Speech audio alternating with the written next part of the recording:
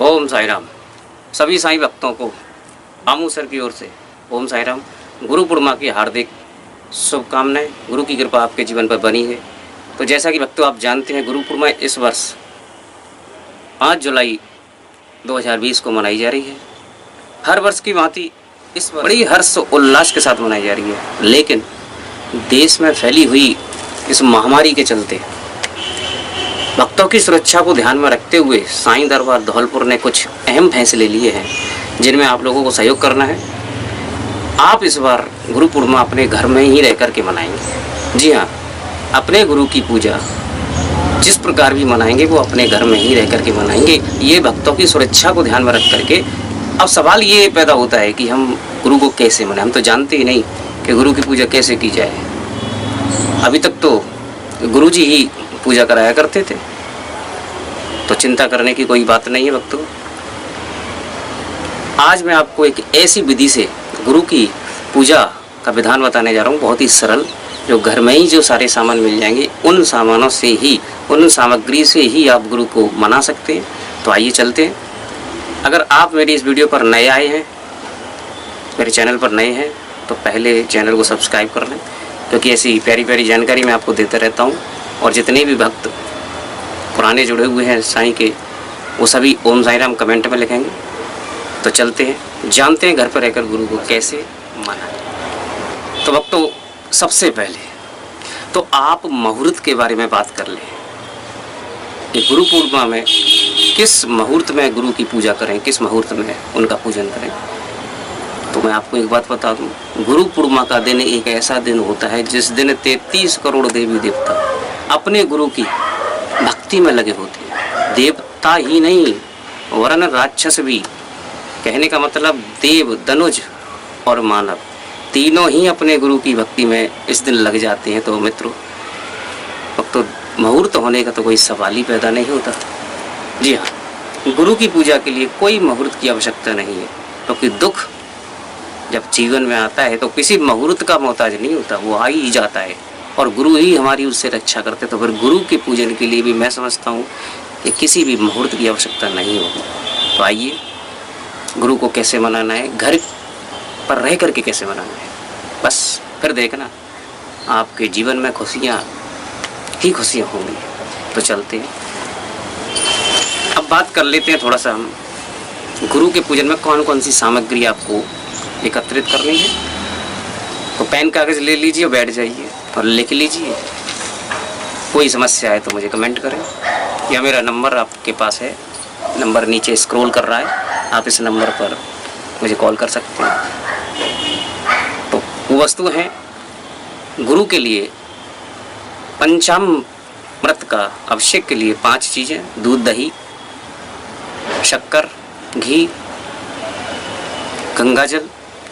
इसके अलावा गुरु को अर्पित करने के लिए फल, फूल, मिष्टान, वस्त्र आदि, और जो भी दक्षिणा के रूप में द्रव्य यानी कि धन हम गुरु के चरणों में अर्पित करेंगे, गुरु स्वीकार करते हैं। लेकिन सबसे महत्वपूर्ण चीज़ है गुड़ और चना और कलावा।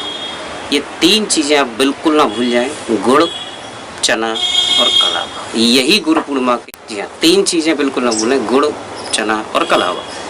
धूप, अगरबत्ती, दीपक, घीका, ये सारी चीज़ें तो आप जानते ही हैं। तो सबसे पहले अपने आप को स्वच्छ करके, यानी कि खुद स्नान आदि से निवृत्त होकर के अच्छे वस्त्र पहन करके, साफ सुथरे वस्त्र पहन करके, फिर अपने गुरु को, अगर आपके पास फोटो है तो उसे केवल साफ कर लें, टूटी फूटी ना हो, उसे ठीक करा लें। अगर मूर्ति है तो उसे पंचामृत से उनका अभिषेक करें, अपने गुरु महाराज का। उनको वस्त्र पहनाएं, चंदन लेप लगाएं, धूप अगरबत्ती, सबसे पहले दीपक जरूर जला लें और अपने गुरु के समक्ष व्यक्त करें, आत्म निवेदन करें। गुरु आपके जीवन में खुशियाँ भरें, उनसे वरदान मांगें। आंखें बंद करके अपने गुरु की छवि को, अपने गुरु के वचनों को याद करें, उनका ध्यान करें कि हमारे गुरु ने किन किन बातों का हमें स्मरण कराया था, हम किन बातों को भूल चुके हैं। गलती हुई हो तो उसको क्षमा गुरु से मांग लें। और सारी चीज़ें अर्पित करने के बाद गुरु के समक्ष गुड़ और चना, ये 2 चीज़ें रख दीजिए। कलावा भी आपको रखना है।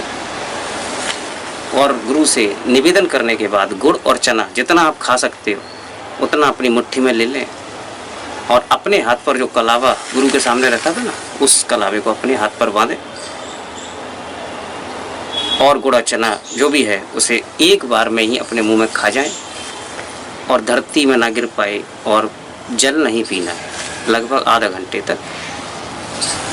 इस तरह से अगर आप गुरु को मनाते तो जीवन भर गुरु की कृपा आपके ऊपर बनी रहेगी। गुरु से आत्मनिवेदन करें, गुरु के वचन गाएं, गुरु के नाम का स्मरण करें।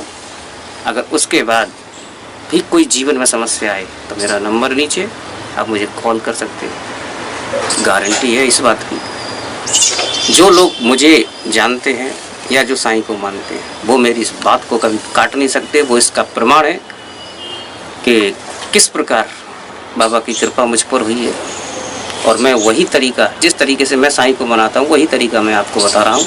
कोई ढोंग नहीं, किसी प्रकार का कोई लोभ लाभ। साईं दरबार आपका स्वागत करता है। घर पर रहकर ही गुरु पूर्णिमा मनाएंगे।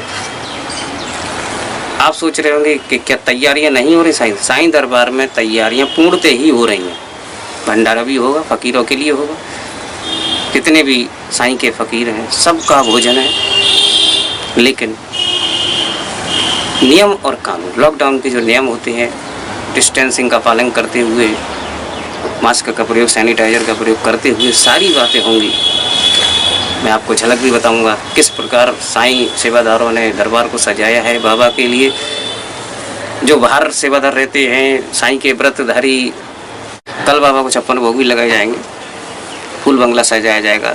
जिन भक्तों ने अपनी सेवाएं ऑनलाइन जमा कर दी हैं, बाबा उनके जीवन में खुशियां भर दे, क्योंकि जब आप सेवाएं देते हैं तभी गरीबों का पेट भरता है, उनके लिए भोजन पहुंच पाता है। वो बड़भागी भक्त हैं जो साईं की सेवा कर रहे हैं।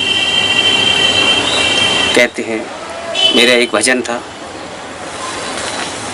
मुझको मिला है साईं तेरा द्वारा, उनका क्या होगा जो है पेशा, उनकी तो वही जाने।